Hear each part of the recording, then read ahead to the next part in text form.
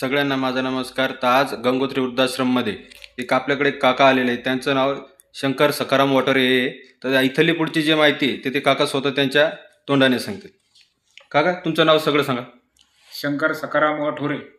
तर तुम्हाला इथला पत्ता कोणी सांगितला का? पत्ता ते कळंबे, भीमराव कळंबे सांगितलं होतं. कुठलचे आहेत ते?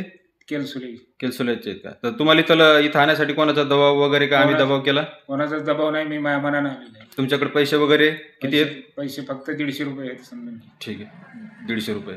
तर आता तुम्हाला इच्छा आश्रममध्ये राहायची इच्छा कुठपर्यंत आहे? जवळ ठेवला आश्रमावली तेवढं करायचं. ठीक. राहायची इच्छा आहे तुम्हाला आश्रममध्ये? राहायची इच्छा आहे म्हणूनच आलो मी इथं, नाही तर मला काही याचं काय काम आहे. बरं. आणि तुमचा पत्ता वगैरे ते पण सांगून द्या.